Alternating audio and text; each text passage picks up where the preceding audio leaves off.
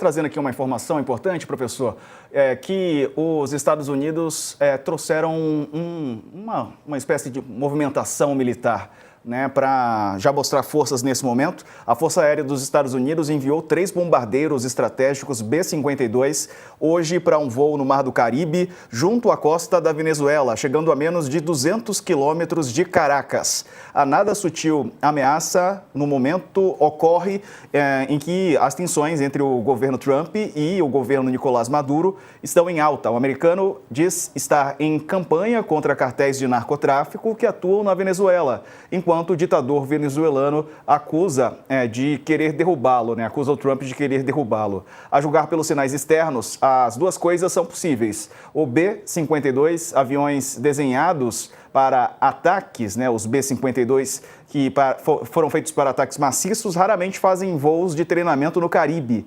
Hoje de manhã e hoje à tarde, eles operaram na região de informação de voo, na sigla em inglês da Venezuela, uma área de notificação compulsória antes do espaço aéreo do país, que começa a cerca de 22 quilômetros da costa. Um dos aviões, de registro 600033, é um dos 46 da frota B-52 americana, habilitados a empregar também armas nucleares. Os outros 2 integram um contingente de 30, que só podem operar armamentos convencionais. Eles também protagonizaram uma curiosidade rapidamente captada nas redes sociais, a rota de voo, que foi monitorada pelo site Flight Radar 24, entre outros, que sugere o desenho de um grande órgão sexual masculino, o que foi prontamente visto como uma provocação a mais a Maduro. Segundo monitores, um avião espião, Citation 560 da Força Aérea colombiana, acompanhou a ação à distância. Pessoal, se vocês puderem abrir a reportagem do Igor da Folha, a gente tem esse mapa, né, desenhado em formato de pênis, né? Foi um desenho feito por esses aviões norte-americanos na Venezuela. Bom, professor, e esse tipo de movimentação? Movimentação quinta série, né? Diga, Dani.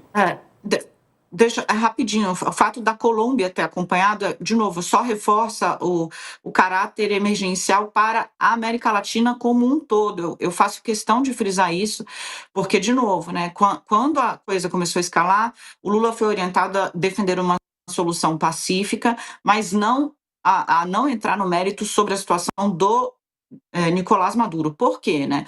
Porque, de fato, Nicolás Maduro está no poder com base numa eleição fraudada.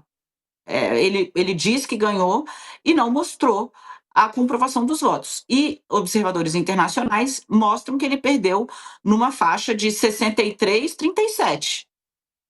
Perdeu para Edmundo Gonzalez, né? Então, assim, chama atenção a essa última notícia, que tá aí a rota, né, que foi feita pela aeronave.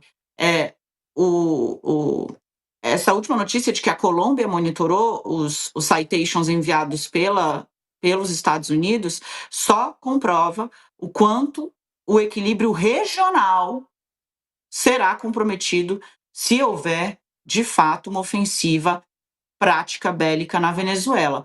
De novo, a Venezuela já é um problema humanitário para o Brasil, já é um problema humanitário para os países com os quais ela faz fronteira. Algo que acontecesse lá, por mais que não tivesse consequências em termos de conflito para cá, haveria, de saída, consequências humanitárias graves. Professor. Olha, primeiro de tudo, sabe, Daniela, eu acho que você tocou na tua primeira intervenção num ponto que eu não queria deixar escapar, né? Que é a imprevisibilidade de Trump. Né? Tudo pode acontecer. Você só não pode pedir uma coisa para Trump. Você pode pedir o que você quiser, só não pode pedir uma coisa: coerência. É exatamente o que você disse. Ele dorme de um jeito, acorda de outro, a China que o diga. Então, não dá para a gente fazer análises de alguma forma, vai acontecer e a partir dos quadros que nós temos, porque é tudo gelatinoso. Pode ser de um jeito, pode ser de outro. Você tem toda a razão. Agora, eu concordo mais ainda com você quando você fala que isso é uma questão regional. Diego, ela tem razão. E a informação que você deu dessa provocação com aviões B-52, você lembrou, B-52 são aviões que são artilhados nuclearmente também. Seria um absurdo, um bombardeio com um B-52 é algo muito grande. A frota colocada ali não tem nada a ver com caça a narcotraficante em lanchas, né? Olha aí, é esse avião. Né? Então, quando você olha para isso, seria impossível para você imaginar, primeiro de tudo, que a grande desculpa que está impedindo o narcotráfico seja real. Não é isso. Né? A gente volta para a mesma questão que abrimos, né? Por que Trump está agindo desse jeito? Qual é o ganho real dele? Né? Nós temos a questão com o ganho interno, com as suas bases, nós temos a questão da provável problemas com a Chevron, que ele autorizou uma semana antes de mandar os navios. Nós temos também, né, e eu acho que isso é um ponto importante, né, Trump, de algum modo, está usando Venezuela para se relacionar com os setores mais duros dentro do Departamento de Estado. Marco Rubio tem uma especial aversão à Venezuela, né? A quem a Venezuela só perde para Marco Rubio dia da própria Cuba, né? Aí é por um problema familiar até, né? Mas de alguma forma, quando a gente olha para esse quadro, são várias frentes. A frente mais perigosa é aquilo que a Daniela falou, uma intervenção militar hoje na América Latina seria bastante ruim. Né? Para tudo, para todos os pontos, sob todos os pontos de vista. Uma intervenção militar deixaria a América Latina, devolveria a América Latina a mais de 50 anos atrás. Né? Isso não é conveniente a ninguém. Eu ousaria dizer que nem mesmo a diplomacia argentina, ela não abriria a boca, mas nem mesmo a diplomacia argentina concorda, porque ninguém sabe onde para um clima como esse. Um bombardeio como esse, quais seriam os próximos passos? Romper a linha vermelha é bem custoso. Eu acho que isso nós temos que pensar bastante bem. A Dani lembrou que claro que quando você fala Venezuela é igual ao petróleo, a maior reserva do mundo de petróleo, maior que a da Arábia Saudita. Claro, petróleo e Venezuela são sinônimos. Ótimo, tá? A gente compreende isso e compreende o jogo. Isso não pode ultrapassar um princípio para a América Latina como um todo. Considerando isso também, Leonardo, tem um ponto. A Venezuela, e isso ficou claro inclusive no resultado das eleições, logo depois do Maduro trazer os dados fraudados dele, a gente teve Rússia, tivemos China, tivemos Irã, né, reconhecendo o resultado fraudado do governo venezuelano. Só vai pegar a esquadra aérea da Venezuela é russa, né?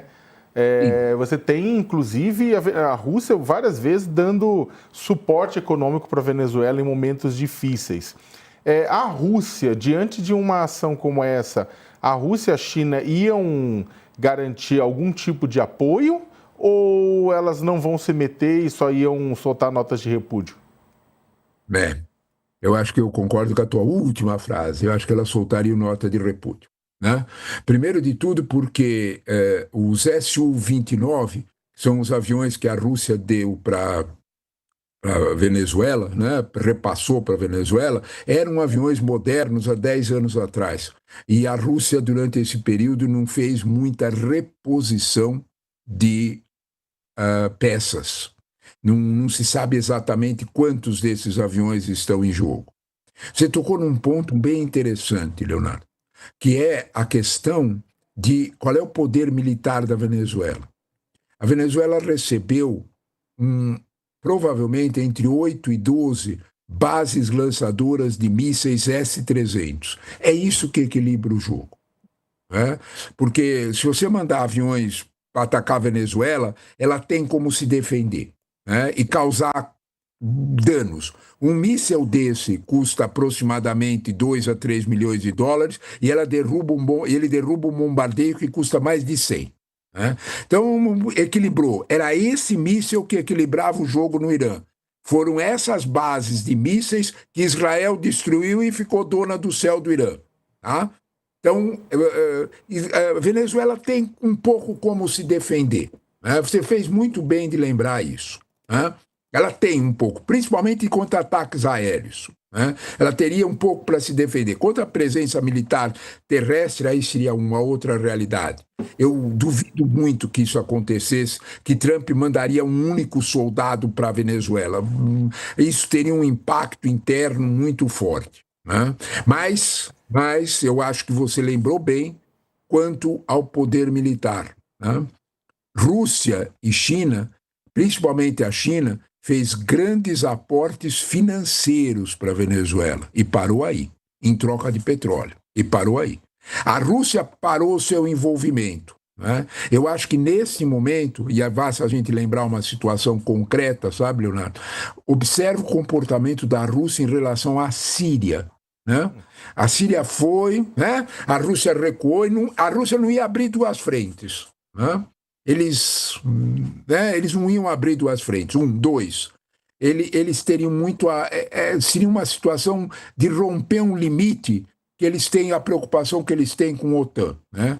Se eles estão cobrando aos americanos que não entreguem de jeito nenhum Tomahawk para a Ucrânia, como é que eles iam armar a Venezuela aqui? Isso viraria uma autorização para entregar Tomahawk para a Ucrânia. Né? Então, vamos com calma, você lembrou bem. Eu acho que nesse contexto, eu acho que a gente tem que ficar com a frase da Daniela, sabe? Primeiro, Trump é previsível. Segundo, né? Petróleo vale muito, e petróleo é igual à Venezuela. Eu acho que os americanos querem reservar a parte deles ali, e isso sem nenhuma dúvida.